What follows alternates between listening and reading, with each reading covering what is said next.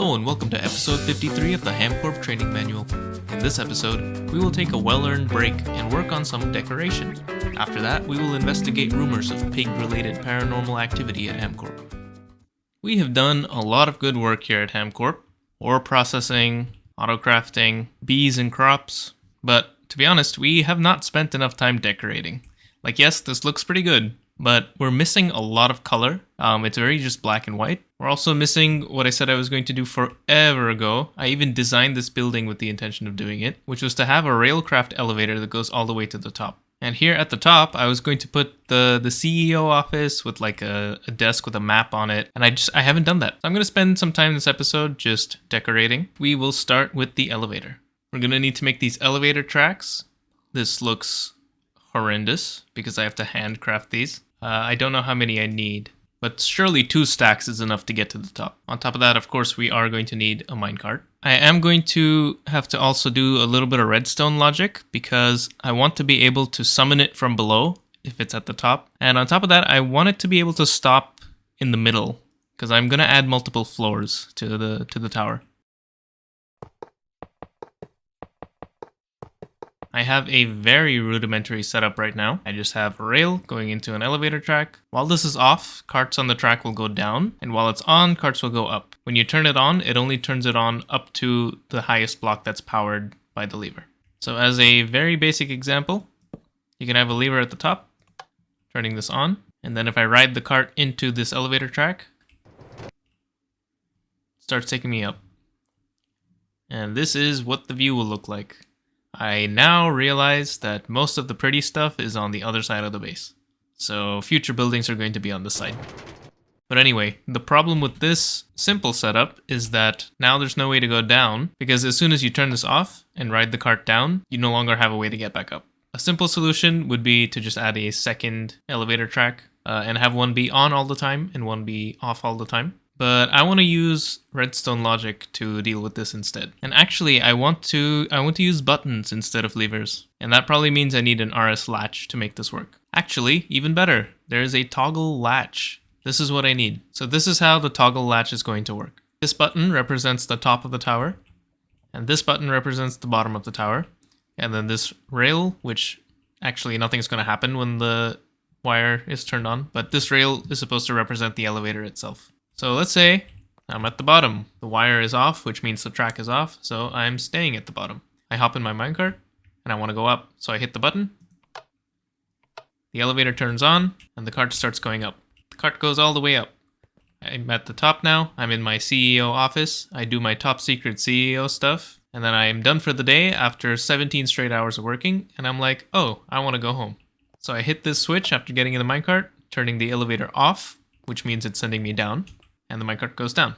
Suddenly, a space-time anomaly appears, and it teleports me to the top of the tower again. Now I'm here. The elevator's at the bottom, and I don't want to jump to my death, so I want to summon the minecart up the elevator. If I hit this button, it turns on the rail, and the elevator comes up. I can hop in, turn it off, and go back down.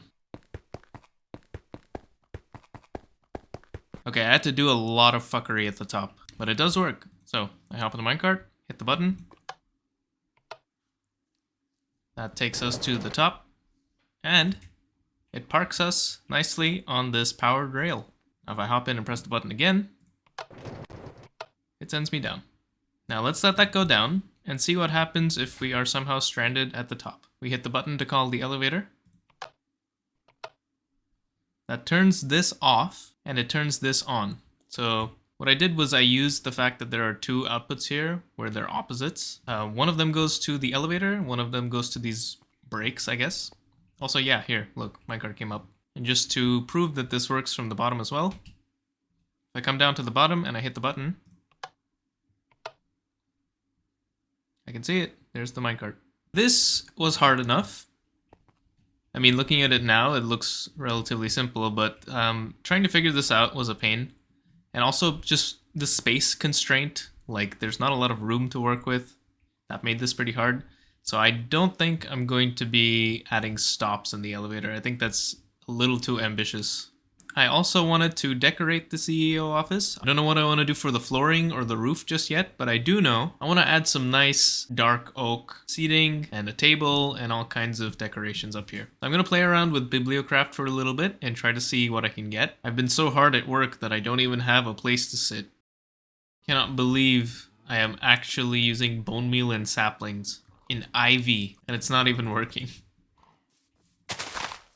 Does it have to be a 2x2? Yeah.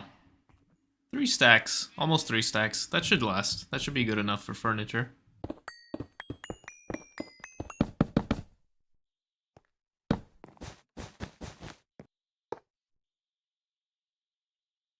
Check this out so far. There were some pretty interesting blocks that I discovered. So first of all, of course, the dark oak table. This thing is nice because it kind of forms a multi-block in a sense. Because when you place just a single table piece, it places it kind of like this. But when you place multiple together, it makes like a big table. Found these floor carpets.